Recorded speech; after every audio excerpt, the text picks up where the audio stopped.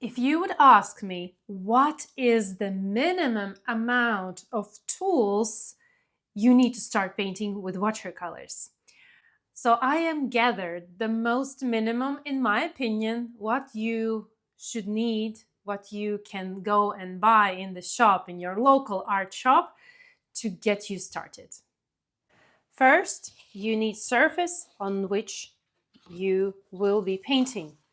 My recommendation is to invest in the best paper you can afford, because paper surface can make a huge difference in your painting process. At least 300 GSM watercolor paper. It can be cold pressed or hot pressed. My preference is hot pressed, but it is up to you. Both paper types are amazing. It only depends what you will be painting. So invest in good quality paper. Next, you need medium with which you will be painting.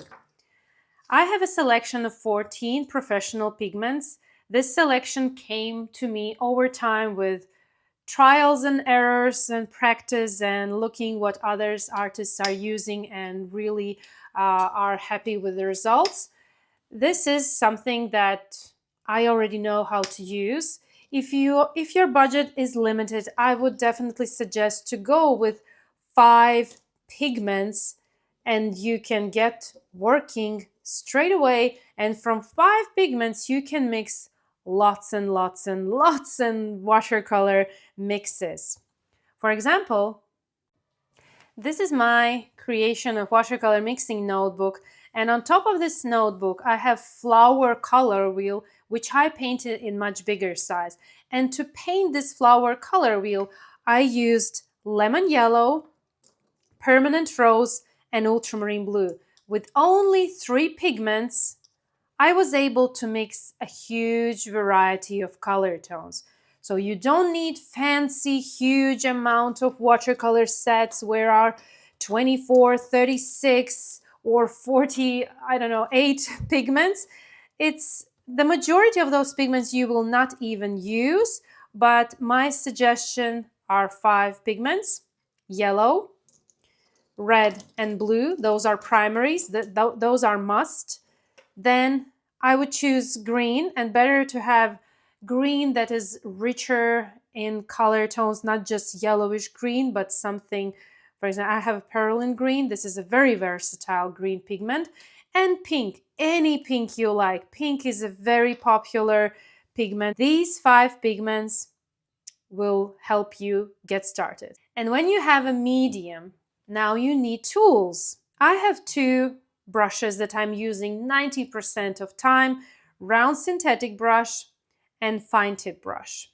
These 2 brushes are very versatile in their brush strokes. I use them in many subjects and paintings. They are really nice to work with. Pencils, ink markers, and erasers. White dust-free eraser to erase graphite marks. Elastic eraser to remove some excess of graphite and make your paper look cleaner. Ink marker for notes and signing your painting. 3 different pencil grades: 3B, 2B, and 3H for graphite studies. And I have also pencil-like eraser to erase more finer details. You have paper, you have medium and tools. Now you need surface on where you will be mixing watercolors. I have ceramic palette, but if you are tight on your budget, find in your kitchen white plate. It will work the same way as ceramic palette that is specifically made for painting, but you can use white dinner plate. Glass jar where you will add water to mix watercolors. And last but not least, paper towel. I'm using paper towel. I like using paper towel. You can use, of course, cotton piece of maybe of an old shirt or a t-shirt. I like having clean paper towel before each painting. And here it was, my minimum amount of art tools you need to get started. And some are also, I showed you replacements to make it a little bit cheaper if you're tight on a budget. That's completely okay. We don't need to spend a lot to start something new. It doesn't mean actually what you want to start new. Is it knitting, sewing, crocheting? You don't need a lot. You just need for the first project, that first needle, that first brush, that first thread, just to get you going. And you will see that with time, you will understand, oh yes, that is something I definitely need, but this is maybe I need to replace with something else. But my main suggestion is to try to spend as much as you can for paper, because the surface can make a huge difference. You can paint not with professional pigments. You can pick student grade pigments. They're also great. You can pick cheaper brushes. That's also will work fine.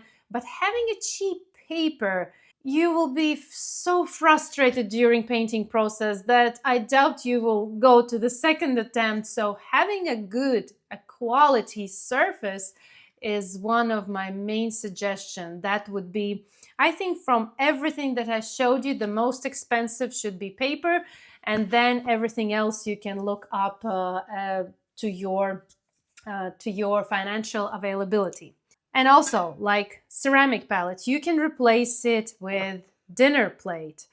Paper towel, you can replace with an old shirt. Specific cup can be replaced with little glass jar. Pencils you can find in any art shop.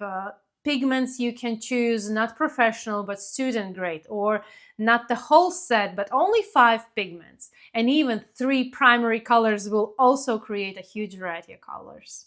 Thank you for watching this video. I hope you find it helpful, useful. Please comment down below. Is it helpful? What materials are you using? Do you like to spend a lot, or you are very economic in your spending? I would like to hear your artistic journey in art material section. Thank you for watching, and see you in my next video.